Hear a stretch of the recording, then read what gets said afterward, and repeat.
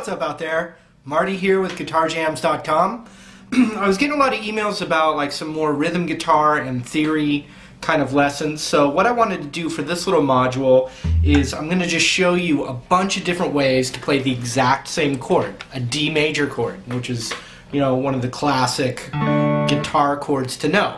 So I'm going to show you a bunch of different places to substitute that chord, and hopefully it'll give you some ideas on how you can use it for other chords. I'm starting with the classic D chord,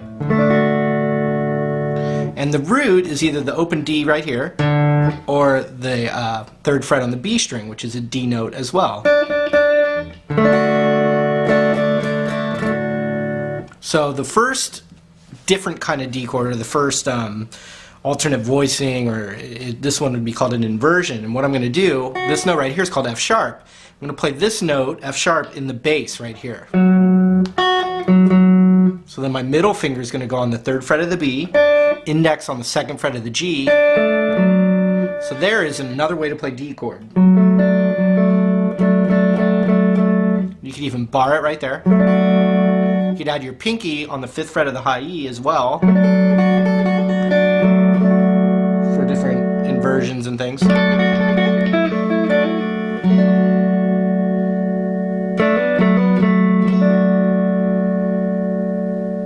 Love that chord. I use it a lot. I also bar this when I do it, and I do some tricks with my ring finger on the D and the G.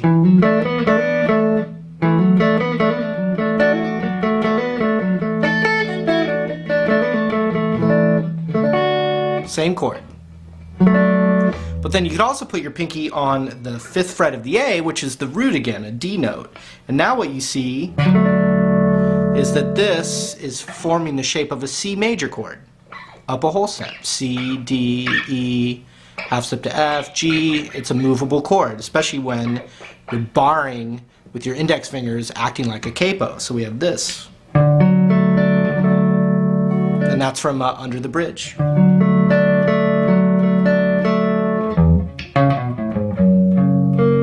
You know, so we got that.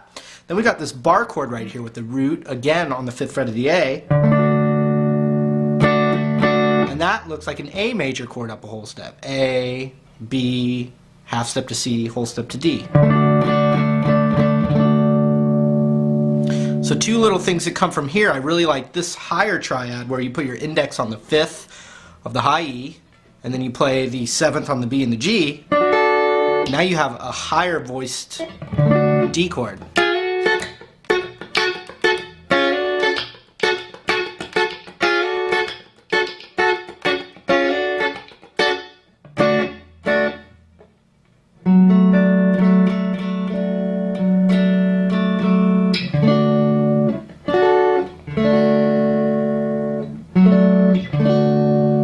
Okay, and then when you take this little piece right here, you can put your index there instead and play this bass note here, which is that F sharp again.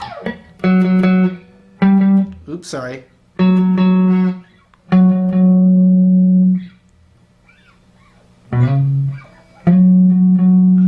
so then if you just bar the A string as well on the seventh fret here and hammer the seventh, now you have what I like to call the Hendrix major chord.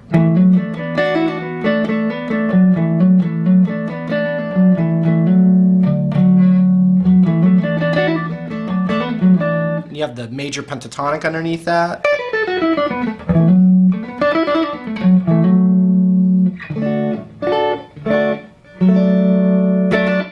Okay, so we're going to keep going.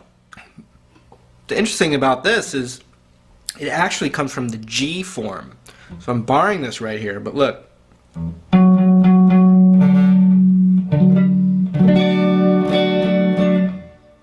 I'm playing this G shape.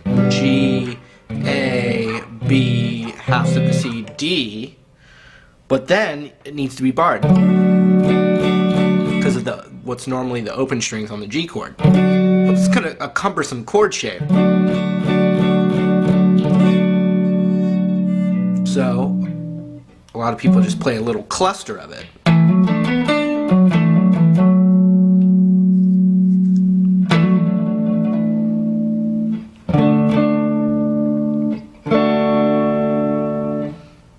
Okay, then we have the bar chord, the E-shaped bar chord D.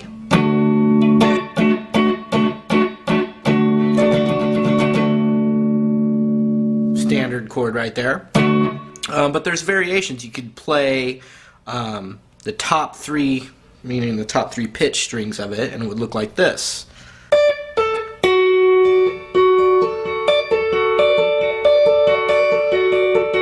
know, like a little triad right there. You could add your ring finger to the 12th of the D, and now you're playing an F shape. F, G, A, B, C, D. So it's going to be less muddy than a full bar chord, but that's you know, your choice. You know, Hendrix put his thumb around to get the bass note. Now you have your pinky free. Pinky free. Sounds like some product. You guys can tell me what you think pinky free is. I bought pinky free.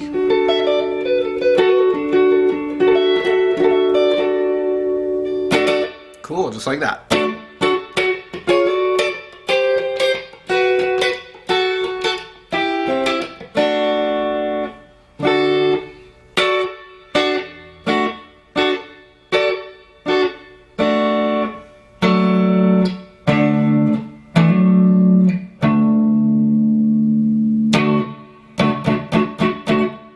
Okay, the last one that I'm going to show you for this lesson will be the root right here, 12th fret of the D.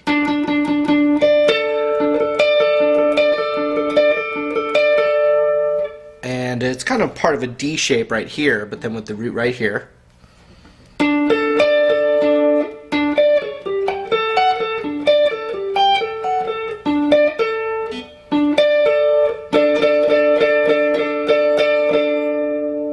So we've got 15, 14, 12.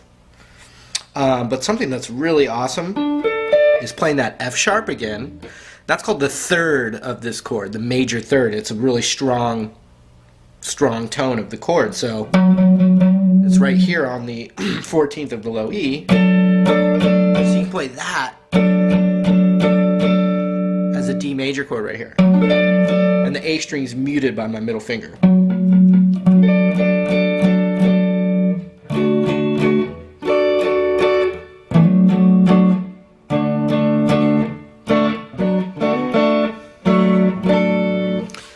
And then when you start doing chord progressions and you're knowledgeable of these kinds of voicings, then you can really mix and match different things. For instance, let's do D to C.